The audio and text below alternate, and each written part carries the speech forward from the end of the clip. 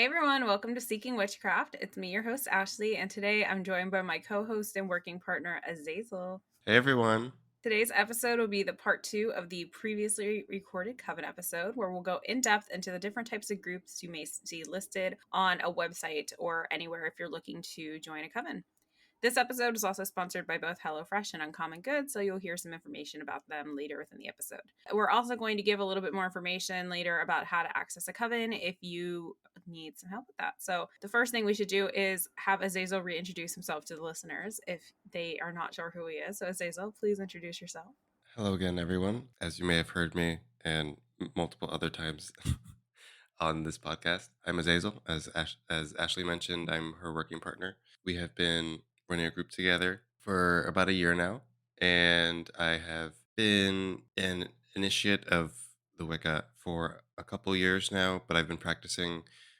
I was practicing solitary for a little bit longer, for about like 9 years. And so I have a little bit of experience doing a bit of both. And yeah. Cool. Well, thanks for reintroducing yourself, Azaizall, Feast of Torches podcast host. Yes, I do run that thing. Eventually I'll get back into it. Yes, Azaizall also runs a podcast. But anyway, let's go ahead and jump right into the topic. So the first thing we're going to talk about some of the different types of covens. There's eclectic, there's traditional, and I guess let's talk about this concept of initiation versus self-initiation. Yeah, I mean with self-initiation, it's can definitely be something that can be rewarding for yourself. However, when taking upon initiation, if we think about like what initiation is, typically it's a person that's being brought into something. So when we talk about initiation and like what exactly that means, it's you're being brought into a set of practices, whether that be a tradition, whether that be more of a familial thing. Usually in family practices, there isn't technically an initiation as you're kind of born into it. However, when you're working by yourself, there is an aspect of a spiritual initiation, an initiation of the spirits, but that's not necessarily the same thing as an initiation into a tradition. And while initiation into a tradition may include an aspect of a spiritual initiation, it is also you being brought into the practices, the traditions of a certain group. And so there is definitely a difference in the two. I usually like to consider when you're starting your practice and this is something you're doing solitary, it is more of a self-dedication. That's something that you can do because you're committing yourself to your gods, to your practice, and it's not necessarily the same thing as initiation. It's not any less or more than initiation. I think a lot of people put a lot of value into what like initiation means. Well, there is definitely value in it. It's equal in different ways, and there shouldn't be a level of, I guess, importance or validity derived from whether you're an initiate or not. Yeah, so initiation doesn't necessarily make you a perfect witch either. So it's honestly just comes down to your own commitment and the type of things that you want to learn and put that energy towards. Now, that doesn't necessarily mean that every sort of coven or tradition requires an initiation. There are a couple that you can join and it is more of a they can still teach you these things. Initiation tends to be more of a go-to for most groups, but it's not necessarily necessary for some. So it's not just because you're joining a coven doesn't necessarily mean there's going to be an initiation ritual. A lot of times it could be a little bit more relaxed. And when you're seeking a coven, yeah, it really depends on what kind of coven you're looking for. Because it doesn't necessarily mean that just because you joined a coven that they are going to be training you. There are specific covens that will train you, but there are also a lot of covens that just want to meet with other experienced witches or practitioners, and they all get together and they may have a fundamental goal that they want to work towards, whether that be let's honor the full moon every month, or let's honor the Sabbats. That's the only time they get together, or there's a specific working that they want to do. Um, and there are also other covens in, as we have talked about many times, like Gardnerian and Alexandrian and all these other things that, they are fundamentally at its core a training kind of mentality where they're bringing you into the tradition. They're bringing you into their specific practices and training you in the way that they do things. So it really kind of, when you're looking for a coven, it really depends on what exactly you're looking of to get out of it. Yeah, it's also important to note that being part of a tradition or a coven doesn't equal the type of witch you are. I mean, you can use a term in the sense of like, hey, I have been initiated as an Alexandrian, so I'm an Alexandrian witch, but that doesn't mean that you're limited by that label. That doesn't mean that you don't engage in other maybe traditions or that there's other areas of witchcraft that you're interested in. I only bring this up because I see a lot of people who, especially when they're first starting out in their journey, really wanting to pigeonhole themselves in these labels of I'm a sea witch, I'm a kitchen witch, I'm a green witch, I'm a this witch. And that can be a little limiting at times, I think. For some people it can be empowering, and if that's the case for you, that's, completely valid and fine. But I just want to mention that being part of a coven doesn't mean that, or part of a tradition, or both, doesn't mean that you have to only be that one type of witch. You can be whatever you want to be, as long as you get the proper credentials and validation for it. But it doesn't mean that that's the only type of witchcraft or magical practice that you can have, because that's definitely not the case. Yeah, and definitely like even if you join a group, like I know there are plenty of Gardnerian groups that they'll get together and they'll all learn a specific thing together. Whether that be more geared towards ceremonial magic or whether that be more geared towards like a folk magic thing that none of them really may know about, but they're all going to that specific kind of practice and learning that together, even though they're all Gardnerian and they're all focusing and working within that structure.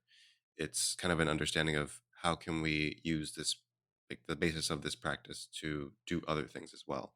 It's not always so one-sided, and I think a lot of people get confused as Wicca being one thing.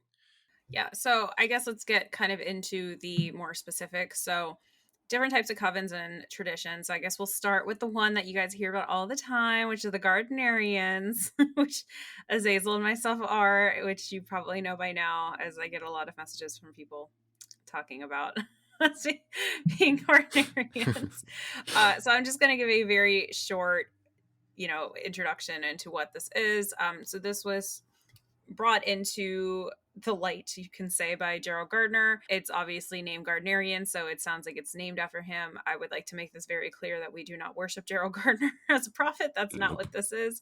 The term Gardnerian was actually it was, I forgot who, do you remember who said it? It was Robert Cochrane. He was kind of making fun of Gerald Gardner and his Gardnerians over there. Yeah, And yeah. So he was using it as like a dig at people mhm, who practice this or who are involved in this tradition, and we kind of just took it and we're like, huh, okay, and we just ran with it. And so it's not a dig anymore. Well, I mean, hopefully it shouldn't be.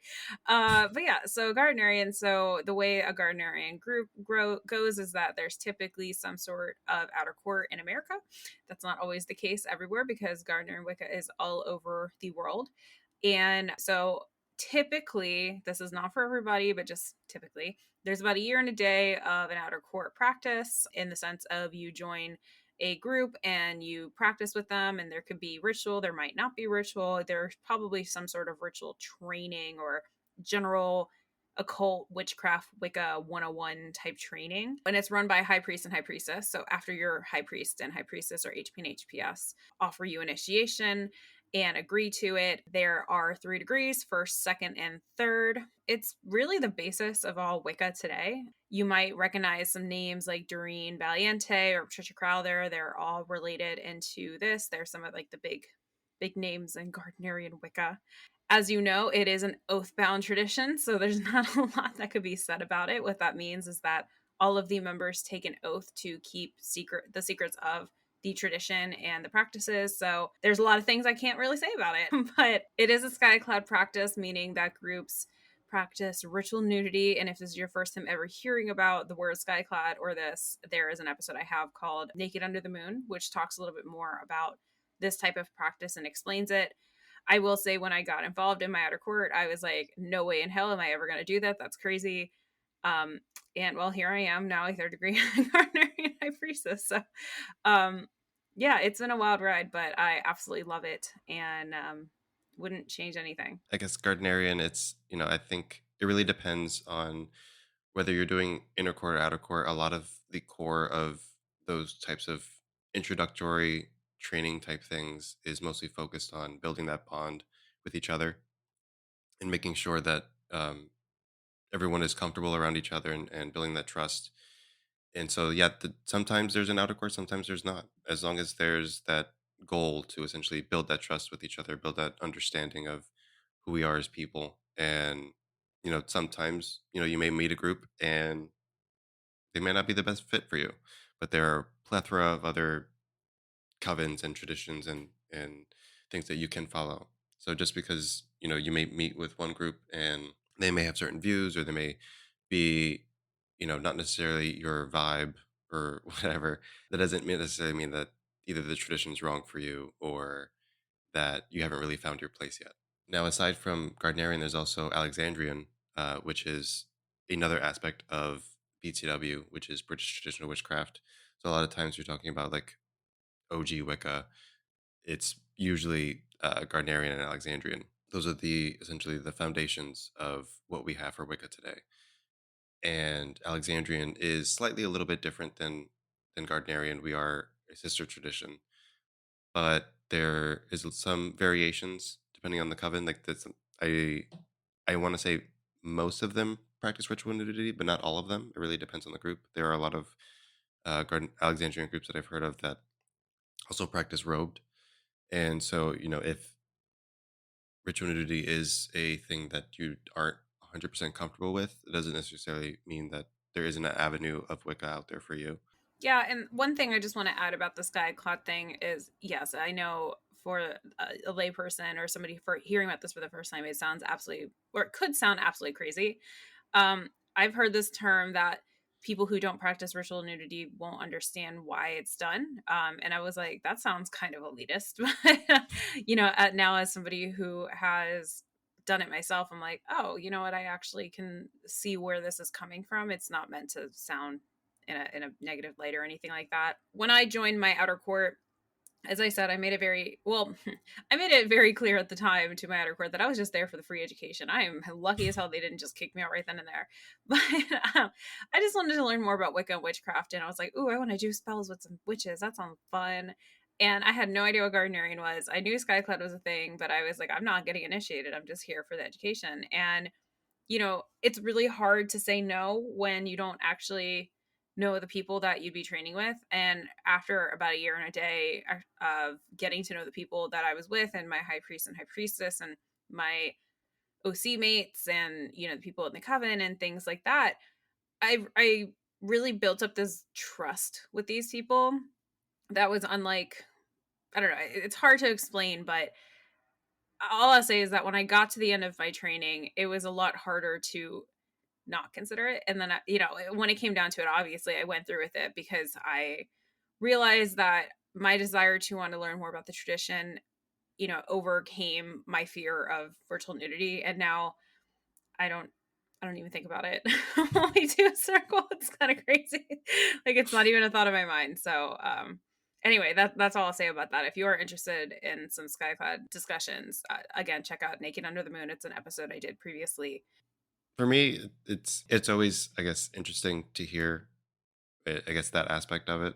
Um, I personally I never really had an issue with it. I was more of just like, let's just do the witchcraft. I don't really care. I'll get naked. I really don't care. And so when I hear about, I obviously I understand that it can definitely be a difficult thing. And I noticed a lot of my coven siblings did kind of struggle with it for a little bit.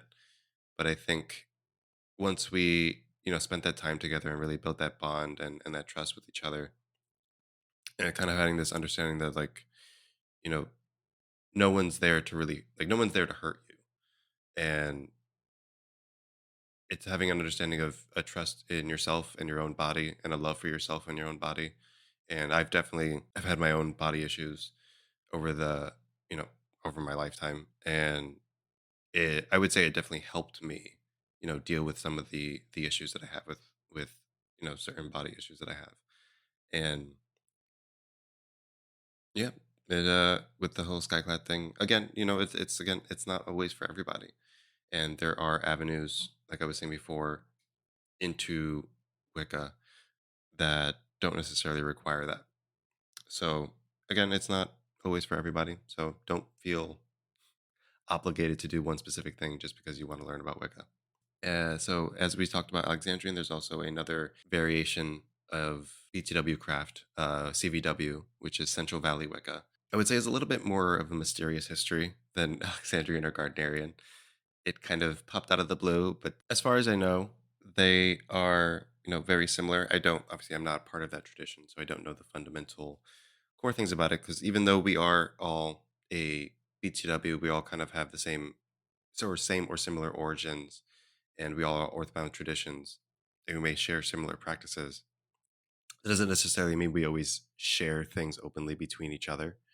And there are some things that we have an understanding of, but there are also some things that we keep precious and secret within each other. So in Oathbound traditions, we do keep a lot of things separated from each other. And because we do have our own specific practices, otherwise we would all just be one giant conglomerate, right? And with CVW as well, I know that they are also have that kind of options within the coven, the decision of practicing Skyclad or not, as far as I know. Now, there are a couple other traditions that are BTW adjacent and have very similar practices to the things that we do. However, there's a little bit more of a tangled history with these, as many of you have may know, and I'm sure plenty of people complain about online, that Gerald Gardner wasn't necessarily the most open to people outside of himself or like him. When I say that, I mean specifically a lot of the LGBT community wasn't very accepted for quite a number of years and decades, especially during the beginning of when a lot of the traditions were coming in. There are definitely certain people here and there that were fundamental into changing that mindset of how the tradition functioned and understanding, gaining a deeper understanding of our tradition. I think has given us a better understanding of the people and not being so, I guess, restrictive to the people that have been allowed to enter into the tradition. Because there was a certain point in time where, I specifically wouldn't be able to join a Gardnerian coven. And I don't know necessarily that might have been because of my race. I don't know for sure because I don't know them as people. I don't think that's something that was ever really discussed. However, I do know that in the beginnings of the tradition, I most likely would have not been allowed to join a coven because of the fact that I'm bisexual. And having that interest in the same gender, again, you have to think about the times. These were not great times for LGBT people in general. The early 50s and moving into the 60s and 70s, things may have gotten better over time. However, it still wasn't great everywhere. And so eventually came an initiate named Eddie Basinski, and he was a part of the Gardnerian tradition. He definitely had a rough time, so to speak, within the tradition when people started finding out that he was gay and a high priest. Now in the year 2022, we have more than a plethora of gay high priests within the tradition, and among other traditions, I would say probably gay high priests make up the majority of high priests in the tradition. At least as far as I've seen, there has definitely been a big influx of people of non cis heteronormativity kind of joining into witchcraft, especially within the last couple decades. And with Eddie, he was kind of one of those, he was in it for the witchcraft. He was in it, like, he didn't really care who or what you were. And so he wanted to explore those mysteries of, what it is to be a gay man and also a gay woman. Obviously, he wasn't the one exploring the ones being a gay woman, but he did start the Minoan Brotherhood. And with Lady Rhea, she started the Minoan Sisterhood. And they started this kind of as a group unit. And I believe there is a point in which they kind of meet together after kind of bringing in those, having that basis understanding of what it is to be a gay man or gay woman in those mysteries that they were trying to understand.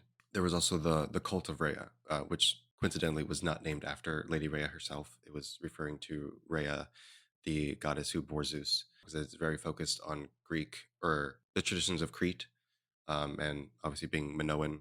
And it is kind of the bringing together of the two traditions and having that understanding of, there's still that aspect of polarity, Now, while that may not necessarily be a male and female thing, it is kind of just an understanding of the other that still needs to be kind of understood. And so, yeah, so there's a little bit about the Minoan tradition. Eddie also started two other traditions. There's the New York Wicca tradition, which is again very similar to the practices that in Gardnerian, Alexandrian, in the way that they do things. They, as far as I know, it is still kind of viewed as its own separate tradition. And while these things were kind of born out of a necessity for a time where certain people weren't accepted into certain groups, for the most part now, as the years went on, they've kind of developed into their own thing. And so New York Wicca was an option for gay and bisexual and lesbian and even I believe some trans for to join a Wiccan tradition that was rooted in history, that did still kind of have that background and that validity, without the baggage that Gardnerian and Alexandrian kind of held at that time. And that was a great resource for a lot of people at that time. And there's also the Welsh tradition, which I talked a little bit about on my podcast with a friend of mine. And it is most commonly known as the Welsh tradition. I'm going to butcher this name. I believe he called it Gwyddoniaid. And I don't know terribly too much about the Welsh tradition, to be honest with you. I know it focuses on a lot of Welsh deities and folk practices from that aspect, while also bringing into it the traditional BTW kind of understanding of how we practice witchcraft and ritual.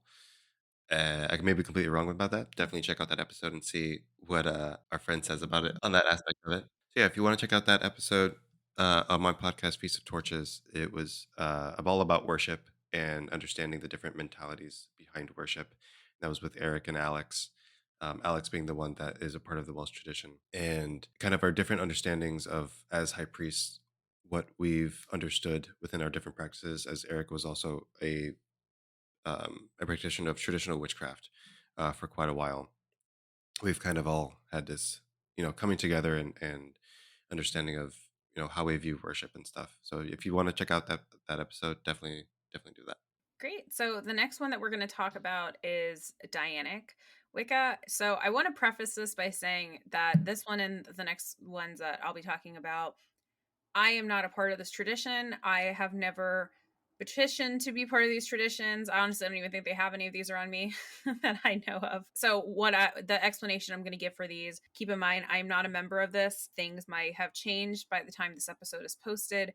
So this is just kind of like a quick bio that I have seen about these online, that I've read a little bit about. So if these are of interest to you, please be sure to look a little bit more into them, do some deeper research on your end, as I'm not an expert in these types of traditions. So with that disclaimer being said, the first one is Dianic. You can check out their website at templeofdiana.org. So this was founded, and I am sorry if I butcher this name, by Susanna Budapest. And Dianic Wicca embraces the goddess, but it spends only a small amount of time on her male counterpart. It's really just goddess focused. Most Dianic Wiccan covens are female only, but I have heard that a few have allowed some men into their group. That being said, the founder of this type of tradition, I've heard, doesn't necessarily view trans people in the best light. So proceed to your own caution. And with that, there was also a second branch of Dianic found or created called the McFarland Dianic tradition. And this was named for the founder, Morgan McFarland. And this was one of the first Dianic groups to allow members who are not assigned female at birth. They do have a website. It's McFarlandDianic.org. McFarland Dianic circles say that they do not exclude trans individuals of either gender, although only female members can be elevated to the level of priesthood, and the admission of male members is on a case-by-case basis and left to the discretion of the circle's high priestess. And that's just something I found on this learnreligions.com website, a little bit about Dianic. So again, this is not completely my forte, but from what I've heard, Dianic Covens, the short version of it is there's two different forms. There's the one by Susanna Budapest and the one that's the McFarland. The McFarland is more inclusive of trans folk, and that's just something to keep in mind. It is mostly a goddess form of worship, and yeah, proceed at your own discretion. So that's a little bit about Dianic. Another tradition that I've heard a lot about that also has a lot of ties to early British traditional witchcraft history would be the Horsa tradition. Now, this tradition was started by Sybil Leek. She was a very prevalent figure in the early craft days of the 60s, 70s, and her being an English witch who came to America and kind of just was very vocal about being a witch, and she had a little jackdaw whose name I'm blanking on right now. But she, would go on TV shows and do interviews, and she had this little bird just on her shoulder, and it followed her around. And it's very interesting to watch interviews with her. She is a fascinating person. She wrote a plethora of books, and again started the Horsa tradition.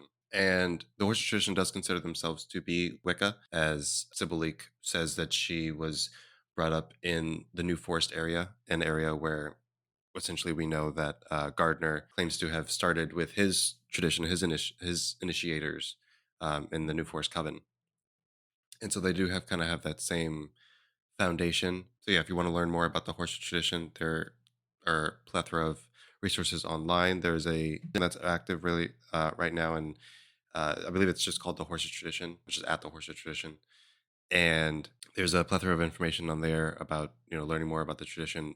Matt, one of the high priests that I know, in the tradition, he's pretty gung ho about making sure that his tradition survives, and they're doing, as far as I know, they're doing great over down in Philly, where I believe that's the main area where the tradition is active, and I'm sure there's probably other areas, but yeah, if you're interested in learning more about that, definitely check out Sibylline and look at more into the Horsa tradition. Cool. So the next one is Blue Star. So Blue Star has a website, which is bluestarfoundation.org. So this is also an initiatory based coven, and they're known for their emphasis on community service, using music and ritual, the importance of ritual feasts, which like that should be important for everybody, using the septagram instead of a pentagram. So this is the star that has the 7 points, and it's based on 7 tenets of faith of balance that they follow. And I've also heard that they're known for having an initiatory tattoo. I think the last Blue Star person I spoke to, they said that wasn't as, I don't know, required, but I don't know. I've heard that a lot of people in Blue Star get this initiatory tattoo. So heads up about that. The stereotype of Blue Star is that it's a very like academic slash homework heavy tradition, meaning you'll get assignments, you have a lot of books to read, which, Azazel and I do that for our OC as well. Well, I don't think we forced them to read a book because we had so much other stuff going on. Surprisingly, no. Surprisingly, no, only because we had essentially a little boot camp going on for our students. But I've heard that Blue Star is very, very heavy with their assignments. It's not just like, oh, write a little thing of what you thought about this. It's like, write a 7-page paper about blah, blah, blah, for example. So, heads up. For some people, that is their preference, especially when it comes to the occult. But just know that Blue Star is known to be a very academic heavy tradition. They do follow the Wheel of the Year, and they have 2 Grove degrees, which is interesting, and 3 Coven degrees. So it goes Dedicant, Neophyte, First, Second, Third. I'm really interested on how they do their Grove degrees. I don't know. That's an interesting concept. It's not for me, but it was interesting when I read about it. I was like, okay. So yeah, it's a little bit about Blue Star. As I mentioned, they have a website again. That's bluestarfoundation.org. Yeah, and that kind of reminds me of when I was growing up. I went to high school down in Georgia, and I had a little high school coven, and we would do the Sabbaths and stuff. And while I've one of the girls in my group, we got really close, and she eventually, I ended up being the godfather to her child. When I went to go visit her a couple years ago, her and her husband kind of got into something called the unicorn tradition, and it was very similar to that, to I guess how you were describing Blue Star, how they had a lot of assignments, and it was very like academic heavy. And I remember at this point, I think when I went to go visit them, I want to say it was maybe a second degree, and we I remember getting to their house, and she's like, yeah, we've been doing this thing, it's been great. We were kind of doing it in Texas, and we joined a group over here, or they started in Georgia, and then they continued in Texas, and then when they went back to Georgia, they kind of continued with their studies with that. And they showed me this book and all of the assignments that they were doing, and I was like mind boggled. It's like I didn't have to do any of this, and I'm like, what are you doing? But like it was so like I guess that way of training for me was so wild. But she seemed to have definitely loved it, enjoyed it, and gotten a lot out of it. I think a lot of people there are a lot of people that need more of a structured training in doing that, and a lot of people learn a lot better in that kind of school type mentality. So I mean, there's options out there for everybody. It really depends on you really have to find your niche and what you're interested in, and also take into account how it is that you learn, and not everybody learns the same. Yeah, I that's one of the things I love about our tradition is that it's also structured. It's not so academic heavy. Then again, each group varies on how they train, their leadership style, things like that. But I do enjoy the Gardnerian tradition because it is structured. And I was finishing up grad school when I joined my outer court, so it was very easy for me to transition from one type of academia into kind of another version of it. It's not the best word, but it wasn't super dissimilar, and I like that a lot. That being said, if I was asked to write a very large paper on top of the thesis I was already writing, I would have probably cried. Like I just didn't have enough time in my day for all that. On top of your 5 jobs. On top of my 5 jobs. Oh my god, that was a fun time of my life. Okay, all right. Well, we're gonna take a short commercial break, and when we come back, we're gonna discuss ATRs, which is a cool topic, witchcraft traditions, magical schools, and magical lodges. So we'll be back in a moment. Okay, welcome back. Alrighty, guys. So, with understanding different types of magical traditions, I think it's important to understand that just because a certain practices magic, it doesn't necessarily equate it to witchcraft. I think when we equate everything that is associated with magic to witchcraft is a type of cultural erasure. You're not understanding the things that kind of brought up those practices. So when we talk about like ATRs, African traditional religions, and the diaspora of traditions that have developed out of that, more specifically, I'm talking about like Hoodoo and Santaría and the Voodoo and Espiritismo and Kimbanda. These practices that were essentially developed out of the diaspora of people who were forced out of Africa and brought into these other cultures. And so there's a kind of like these mixtures of the native folk practices of the people that were already there, the usually, not always, but usually the Catholic influence of the people who brought these people there, and then also the traditional practices of people who were brought over from Africa to these plethora of locations as they were spread all about the world. And while there's a lot of pain and trauma that is tied into the history of these things, some beautiful, cultures and traditions have developed over the years. I know a lot of people tend to, look down on these practices. When we think about voodoo, and we think about pop culture and how voodoo is portrayed in a lot of media, and Santeria as well. They're always the evil person or the bad one that's like putting a hex on you and cursing your family, and that's just how they view those practices. I mean, look at American Horror Story Coven, Yeah. where they had the witches versus the people involved in voodoo, and the voodoo people were seen as bad. I mean, not completely, because there was like the backstory of Marie Laveau, but that was, of course, the fictionized thing for TV in the sense of like how they portrayed everything. But yeah, I mean, voodoo in popular media, it's usually seen as like, the dark magic. Like witchcraft is like not seen as dark. And I'm like, that's okay. That's not the greatest way to view this, but all right. Okay. Thanks, Hollywood. Yeah, and this kind of was one of the things that kind of led me to wanting to explore and talk more about that, as I did on my podcast with Lilith Dorsey, where we talked about voodoo. But yeah, that's kind of what brought me into wanting to talk about more about voodoo and learn a little bit more about it, because there was this kind of cultural misunderstanding of what voodoo is.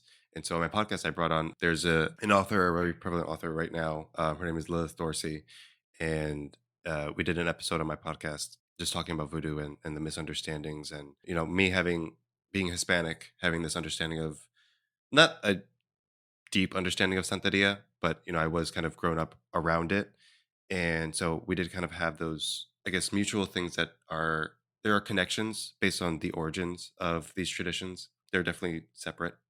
See, you grew up in the fun side of Hispanics where you had that version of religion. My version of Hispanic, when I was growing up was we were the Catholic Hispanics who were involved in the Catholic Church. So, there's two different types of Hispanics there. You got the more entertaining one and I got the hateful Catholic one. I don't know if it'd be entertaining. I think I was like 10 when I saw my aunt like spider walk down some stairs. We were having some possession thing. It was just a possession party that we were having. I would say that's the more entertaining version of growing up Hispanic versus the growing up Hispanic that I did. I guess I was terrified. I don't know. You were Hispanic and I was Hispanic and neither of us were his piece. Sorry, this is a joke that we say for our group because we're both Spanish. We will be his piece. Never. One day we'll be his piece. We don't know who him is, but we'll never be his piece. Okay. Anyway, sorry, keep going. But yeah, these diaspora of traditions that have kind of grown and have been viewed negatively in most of pop culture and media. I guess me, like I said, having grown up adjacent to kind of some of these practices. And, I remember going, again, being at that party that I was horrified at one point. I do remember going downstairs to where my grandmother's essentially ritual room was, and watching my cousins and some other people were involved in her practice, and they were just drumming and just like essentially just vibing it out. And it was also one of the most beautiful things. While I was also terrified probably like 5 minutes prior to that, and then seeing this, it's kind of like just this beautiful aspect to it that I think a lot of people don't really see. And yeah, there's a little bit about ATRs.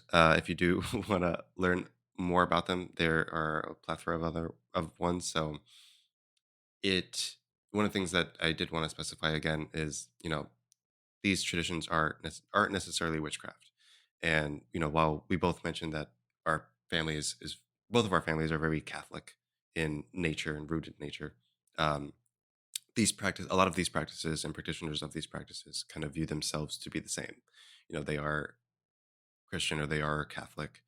A voodoo is just or voodoo or santeria is just an aspect of how they choose to incorporate that aspect of their religion. So then I know that there are a lot of santeros and voodoo that vehemently are against witchcraft, and they don't 100% do not view it as being the same thing. And I want to say that's might be a little bit more of an older mindset. I think now things are kind of changing a little bit more. I've definitely had my own experiences going into botanicas and not knowing anybody there, but still, because those stores like that are so heavily involved and ingrained in what the people like santeros are doing in these stores. They tie everything, their traditions and their practices are tied into a lot of things that they sell in the store. A lot of times they have altars to specific orishas or saints in the store, and it's so rooted in that culture that when this kind of understanding of how witchcraft is separate from that, me going into stores like that, there are a lot of times where like I don't feel like immediately the second I step in, I don't feel welcome. Same. I've Yeah. definitely had that experience too, where I just walked in and I just felt so uneasy, which sucks because they have really cheap supplies. Like they have really great prices, but Not for you. yeah, no, it's to the point where I mean, the first time I went into one of those stores, I didn't know anything about this, and I didn't even want to touch anything because I just felt so unwelcome. And it's not that the shopkeeper was like being mean to me or anything; like they were fine, but I just felt like I needed to leave, and it was not a great situation. Yeah, because I mean, and it's I feel, at least from my experience, I feel like it's definitely tied into the practices of those people that are there. Because I did when I was living in Miami, my high priestess was friends with the local owner of the botanica shop, and there was kind of this understanding that I guess that they had with each other, that we would go there, and that was the only botanica I've ever been to that I've never felt anything like heavy or like looming over me or watching me the entire time or feeling like I'm being choked. Um, that was the only place, and I kind of felt like, oh, I know these witches. These witches are good. They're good people. We don't have to fuck with them. That's kind of what it felt like, and I've gotten botanicas since then, and there's still an uneasy feeling in most of them, because the spirits. Because again, you have to think about the history. You have to think about the protectiveness of the necessity from these spirits. So aside from ATRs, just to kind of, I guess, go through these a little bit, you know, there are definitely a plethora of magical practices that are more ceremonial in nature. Like Aleister Crowley was a very prevalent occultist in the 1900s, and so we have the OTO, and a tradition that he was kind of brought up in, being the Golden Dawn, is still active today, and there are still magical lodges which you can go and learn and participate in today.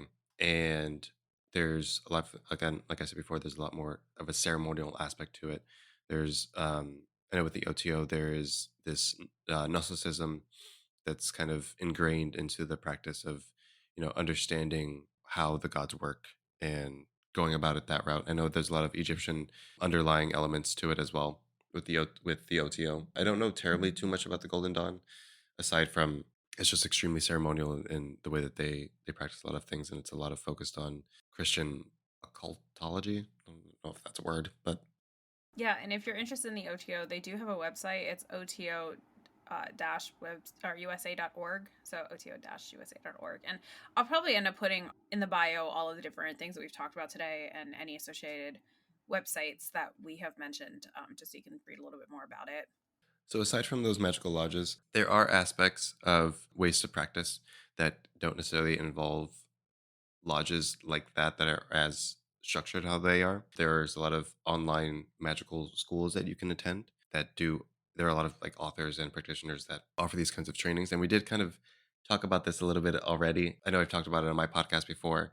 I believe we talked about it in the last episode a little bit, and there's Quaria, which I've mentioned multiple times. If you're interested in types of ceremonial magic, definitely check that out. It's a free resource done by Josephine McCarthy and Frater Acker and a couple of other magicians, and definitely go check that out. And I believe it's just Quaria, Quaria. I believe it's just Quaria.com. And so, yeah, check that out. There's also Jason Miller. He has a plethora of courses on his website. There's the Hecate one that me and Ashley had definitely been thinking about going through because it sounds amazing and I've heard really good things. There's also the Blackthorne School. I've heard a lot of good things about that. Jack Grail, who did the Hecate on, which we've talked about before, he has some classes about Hecate on there, and there's a few other courses done by other people. The one that I would say, or I would put the most amount of caution on, is Witch School, which is tied to the Corellian tradition. It is at first it's a free resource for you to kind of get your bearings and have do some quizzes, but I would be very careful with the types of groups leading forward to that. For I don't know if we mentioned this before, but at least in BTW practice, at least in BTW practice, we do not charge for training. And while I may have a negative view on this, there are some of these courses that do obviously charge, but Corellian tradition of or the witch school is kind of one of those things where like once you get to a certain point, you do have to pay to get initiated to move forward. And I've heard a lot of not so great things about some of the practices that have been done and manipulation tactics that have been done through through those resources. So definitely be careful if you're planning on checking out that. Now we're gonna take one more break, and when we return, we'll discuss the different witchcraft traditions. Alrighty, guys, welcome back. We talked a little bit about a lot of traditions about Wicca related to Wicca. Now we kind of want to talk about a little bit more along the lines of kind of this understanding of not every just because it's witchcraft doesn't necessarily equate it to Wicca. And I mentioned before on when I mentioned Eric was a practitioner of traditional witchcraft. Now, what exactly is traditional witchcraft? There's definitely a lot of similarities in how things were practiced. We made that joke earlier about the Gardnerian name and how that kind of came about for Robert Cochrane. Robert Cochrane was kind of the main people in kind of the beginnings of this whole witchcraft explosion that happened in the mid 1900s. when he kind of developed his own thing. Now, while I personally view that there are a little bit of too many similarities between Cochrane's craft and what we did, there is also a fundamental difference in how we go about these practices and how our understandings of the gods that we work with and the traditions in which we continue to practice. And traditional witchcraft definitely is a lot more focused on, at least in my viewpoint and understanding, Wicca tends to be a little bit more goddess centered and goddess focused. And traditional witchcraft is a lot more focused on the god and the aspects of nature. Now, I think that there can be definitely, depending on your personality, depending on what you gear more towards, each one can benefit you in either way. The aspects of traditional witchcraft that I really enjoy is the focus on nature and the environment around you, the area that you're in specifically, focusing on connecting with those spirits, not just centering your craft around, just this one space in your living room or in this separate bedroom that you have. It's actually going outside, going into the nature, going into the forests that are around you and interacting with the spirits of the land. That's definitely been one of the things that I found to be most helpful in my own practice. And especially, I've moved so many times over the past like 10 years that it's ridiculous. And having that kind of understanding has definitely helped me gain an appreciation for each place that I move and an appreciation for the spirits of the areas that I move. These are things that I've learned about from traditional witchcraft. And aside from that aspect of magic, there's also, eclectic practices. And while I may personally not have a very great viewpoint on eclectic practices, they it is work for a lot of people. Pulling from different sources, and I think it's important to also honor the foundations of where these sources that you're pulling from. Don't just say, "Oh, I want to do this ritual, but it involves, I don't know, the Christian gods. Let me just substitute Thor because I work with Thor," and I feel like you tend to completely misunderstand the foundations of both. So when you can have eclectic practices, but I think it's important to also understand the origins of things and how to work within those different spaces. Yeah, it's also important. I don't necessarily have the same view of the sense of not liking eclectic groups. I think eclectic groups can be fine. I think that there's definitely eclectic groups out there that are very successful in what they do and they Hmm. have a good foundation. Things like Assembly of the Sacred Wheel. They are a group where they have covens all over the East Coast, and from what I've heard, they do pretty great things. Okay, so one of the ones I want to talk about is Reclaiming. And they do have a website called reclaimingcollective.wordpress.com. If there's another website, sorry, that's just the one I happen to find. So, Reclaiming, I've actually been to a Reclaiming open ritual before. It was really interesting. A little bit about this is that they are a goddess movement with feminism, political, social, environmental, and economic activism at the forefront. And this was founded by Starhawk. So Starhawk wrote The Spiral Dance. That's a book you may have heard about in the past. I have a copy of it. I haven't read it yet, but I do have one. It was also founded by Diane Baker as well. Rituals are based off of an acronym that stands for ecstatic, improvisational, ensemble, inspired, and organic. And some reclaiming traditions use cells, quote unquote, that self organize using principles of consensus. What this kind of means is that reclaiming witches will teach themselves rather than having a hierarchy that they kind of look to. And reclaiming can involve music or chants and rituals. Actually, a lot of their rituals I've heard have chants involved. They also use a principle of unity statement to reflect their core values, and they're very welcoming of all people. The reclaiming ritual that I went to that was public was really cool. So they did a whole thing where they acknowledged the land and the tribe that had presided over that land back before it was what it was currently. This was in a city, so it was cool. They had a whole offering for that and the ancestors.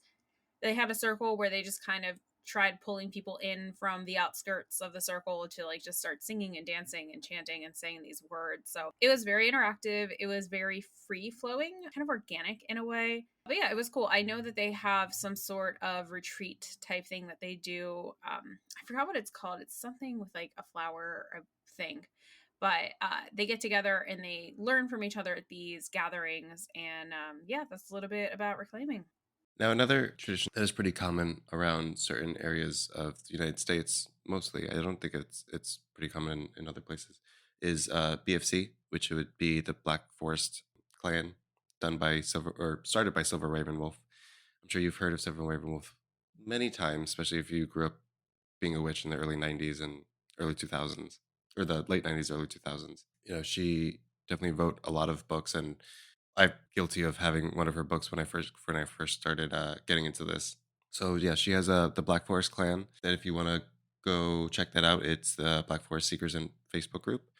Another tradition we wanted to talk about was the Blackrose, which is not necessarily a tradition. It is kind of one of those online training things that you can join.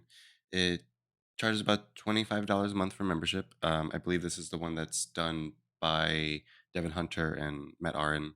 And I believe Chaz Bogan and their other partners involved in it as well. It's the modernwitchuniversity.com/Blackrose Witchcraft. So definitely check that out if you're interested in more learning about them, if you do enjoy their books, and there are a lot of resources that they put out. And aside from that, there is the Temple of Witchcraft, which is a tradition where you can go meet up and do trainings with them, done by Christopher Penzak. He also has a lot of books put out called the Inner Temple of Witchcraft series. I believe there's also the Outer Temple of Witchcraft series. I know I may be misremembering that, but those are definitely books that were really helpful for me when I was learning solitarily and had to figure all this shit out by myself. It's a great resource. So definitely check those books out and the website templeofwitchcraft.org.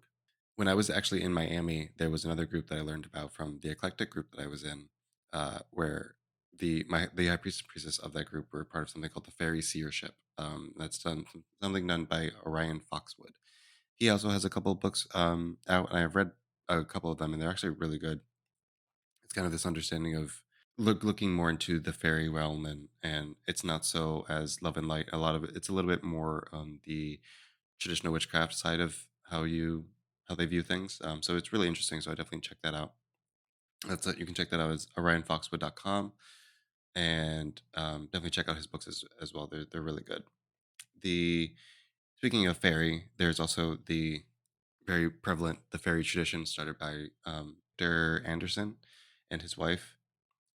So if you want to learn more about that, there's the Anderson Fairy Anderson-Fairy.org, and this is fairy spelled Faery. There is some variations to how they spell the word fairy, kind of to differentiate the different types of fairy that they're talking about.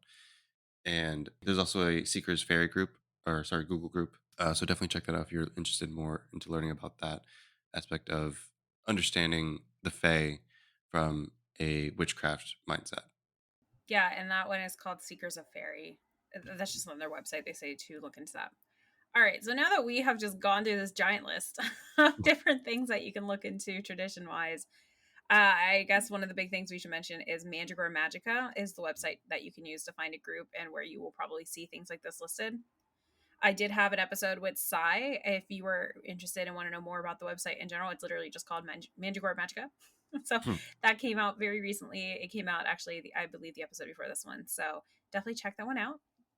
If you are seeking a coven or tradition or anything and aren't sure about the tradition or what it's even about, feel free to post it in Witches Seeking Witchcraft. Both Azazel and myself are admins on the page, and if one of us don't answer, I know we have a lot of people in the group who are very helpful and knowledgeable who would probably be more than happy to give you some suggestions based on what you find. With all of this said, we kind of touched upon this, but I just want to say that coven work isn't for everyone, and that's okay. And not Mhm. every tradition is for everyone. Some people work better in a solitary practice, and that's fine. And with that note, just because you're in a coven doesn't mean that you don't have your own solitary practice as well. I definitely have my own solitary work that I do outside of my coven, and I think pretty much everybody I know that is the case for. One thing to keep in mind as well is if you're looking for a coven, it's so important to find your right fit. Two covens within the same tradition may be the same at its core of what they're teaching, but the leadership, personality, and teaching style of the person running it is going to likely be very different from the other group that you're training with. Sometimes they're the same, especially if both covens kind of get along really well with each other, but not every coven has the same views. Not every coven leader has the same views, and that can be reflected in their teaching. So don't necessarily write off the whole tradition if you have one bad coven experience. If you do have another coven that you could potentially look into training with as well. I would say one advice to give for anybody who is seeking out covens and coven work, or just seeking in general, um, understanding the ego and being mindful of this, not only the ego of the people that you are seeking to be training, but also the ego of the self. I know we've definitely gotten a few emails where there's a lot of a need to um, what's the best way to put this? I guess try to impress people, and I think it's a lot more important to be humble in the way that in the things that you've learned, the things that you know, and to kind of accept that there are going to be things that you don't know. And I would also view that to your coven leaders as well. There are going to be like they don't know it. We are not experts in every single little thing, um, and so to kind of give some, I would say, some leeway in if there is things that you want to learn, I would bring it up to them or bring it to the people that you might be interviewing with, or people that mentors that you may have, and you can kind of be geared in the right direction of things that you can learn. So yeah, I would say just be humble in the way that you seek, and be mindful of that you don't have to impress everybody with your knowledge. It's just we're all seeking, we're all learning, and we're all just trying to help each other out.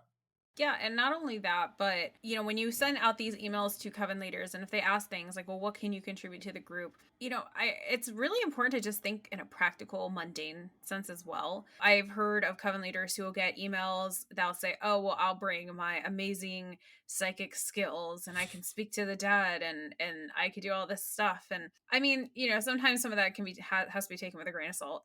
But sometimes just sending an email saying, "Listen, I know how to bake and I'll bring you fresh muffins every circle," or "I'm really good at being on time," or "I'm really good at, Hmm. at working on spreadsheets or like planning events," or "I am happy to clean up after, we meet, or come early if you need any help setting things up." Little things like that go a really long way. And I think sometimes people forget about that. I know I certainly didn't think about that when I sent a secret email.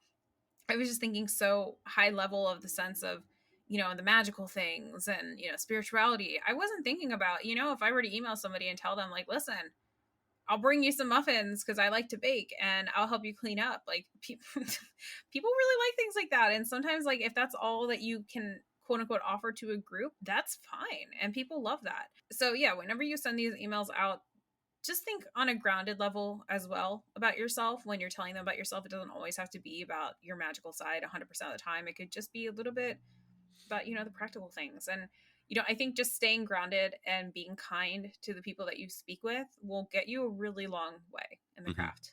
Yeah, that's my advice. Not saying you have to bring muffins to circle, but, nobody is sad when you bring food, Okay, well, now unless I they're kind of gluten want a free. muffin. Yeah, now I kind of want to. I want like a pumpkin chocolate chip muffin. I want a caramel, A caramel muffin? That's a thing? salted caramel. We used to sell them at Starbucks. They were delicious. Huh. All right. Well, we're starting to talk about muffins now, so I think it's about time to close up the episode. All right. Well, so that is it for today. Thank you again to the sponsors of this episode, HelloFresh and Uncommon Goods. And thank you to my amazing working partner, Azaizall, for doing the witchcraft things with me and coming on to talk about other witchcraft things. Witchcraft is our life. Um, thank you for having me on again, and I hope you guys enjoyed the episode. And if you guys have any questions, further questions from the episode, definitely feel free to post it on Seeking Witchcraft. And if people wanted to get in contact with you, how could they find you on social media or find your podcast? As I mentioned, I run the Feast of Torches podcast, which you can find on Spotify, Apple Podcast, Google Play Podcast, or whatever that's called. I'm also on Instagram, just at Azaizall, Azaizall. There's also a Feast of Torches Instagram as well, which I update not very frequently this year, just because it's been very busy with coven stuff, and being a coven leader is not simple. It's not a cakewalk. So I apologize if there are listeners out there that do like my show, but I definitely plan on continuing it at some point once I get a little bit more settled in the coven leader life. And yeah, we are also setting up a new book for my book club for my Patreon. Not sure exactly which book. We haven't picked one out yet, but if you're definitely interested, definitely check that out. Awesome. We're also doing a new book club for my Patreon. While we're on this topic, we're going to be reading Six Ways by Aidan Watcher, and I'm super Ooh, excited. That's going to start in the beginning love of that book. December 2023. Yeah, it's a great book. I'm super excited to read this. I think everyone's going to really like it. And the cool thing about this book is that it's not Wicca focused. It's witchcraft focused. And I'm excited. Anyway, yes, I do have a Patreon where we're reading this book in our Discord. It's patreon.com/seekingwitchcraft. You can also find me on social media at Twitter at Seek Witchcraft, Instagram at Seeking Witchcraft. If you see any other account that is not at Seeking Witchcraft or at Seek Witchcraft, because I took that one as backup, they're probably a scammer. Please report them. Please. I have impersonator accounts. I will not DM you asking for your birth time and to read your chart. Please report them. I am also on Facebook at Seeking Witchcraft Podcast, and as Azaizall mentioned, we have a Facebook group called Witches Seeking Witchcraft, which are for listeners of the podcast, and we have a cute little community in there. People are really helpful and kind, so feel free to join that group. Please answer the questions. Otherwise, we will decline your entry. We had to do that, which is never fun. But yeah, so thank you again so much, Azaizall, for coming on. And thank you, everybody, for listening. And I hope you have a whole rest, or a nice rest of whatever time of day you were listening to this podcast. All right. Bye, everyone. Bye.